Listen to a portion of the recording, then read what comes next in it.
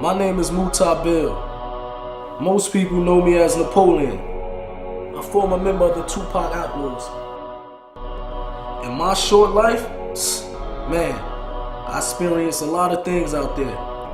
Flown on private jets, albums that sold over 40 million copies worldwide, shootouts, street fights, club fights, whatever you name it, been there, done that. Man, I experienced the ups and downs of this fast life. So I want to share with you my story. This Napoleon, life of an outlaw.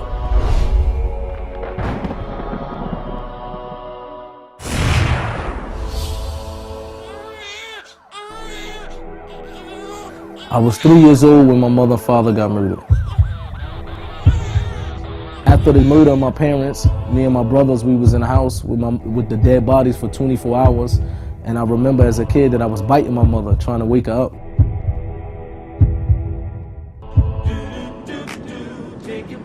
I grew up in the house with my grandparents after the death of my mother and father. So whatever I would see out on the block, drug dealing or whatever, I would go in my room and I would write a song out of it. You know, it was a way for me to relieve whatever was inside of me. I was able to put it on paper. All I can remember all his life, he loved rapping. And I remember the first time I met Pop, man, he asked me to rhyme for him. I rhymed for him, we hit it off, and the rest is history. He got close with Pop. He looked at Pop like a big brother or a father figure, you know, someone to look up to. Muta was, him and Pac were bonded real tough. I think Muta had become one of Tupac's extended family members. Death Row was a very fast life, man. Parties every night, private jets. We was living like kings. There was a certain amount of arrogance they all had during that time because they were on cloud nine. But I never expected to end that type of life. I never expected that life would come to an end so drastically and so soon. There's gonna be some stuff you're gonna see that's gonna make it hard to smile in the future. Yasmin called Gaddafi's mother and said Tupac just got shot. Couldn't believe it, you know what I mean? And you know, but the first thing that I said in my head, well, he got shot 5 times before. He's gonna take this, come out, do records, sell millions of records again. But when I actually saw him in a hospital bed, to me, I knew for right there that it didn't look like he was gonna make it.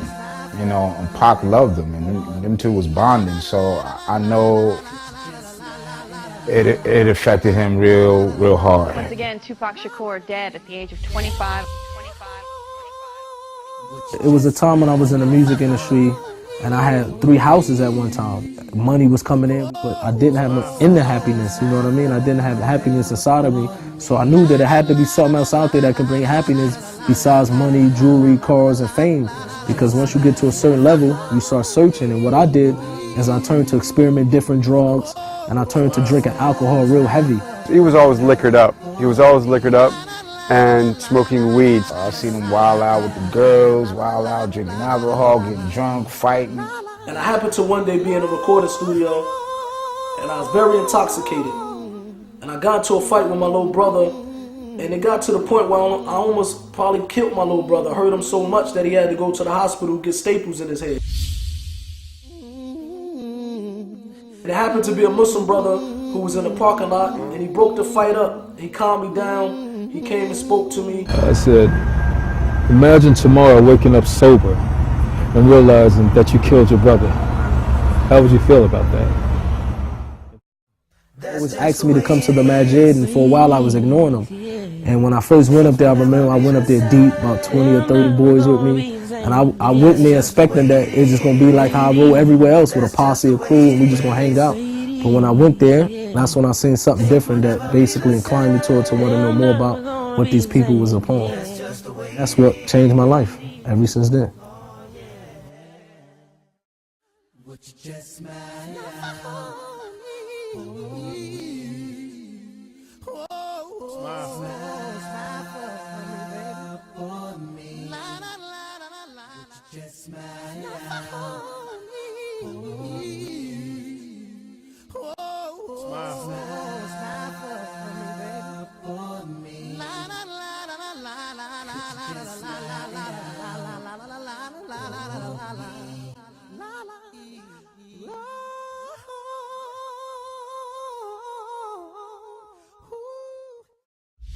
That's just the way it is.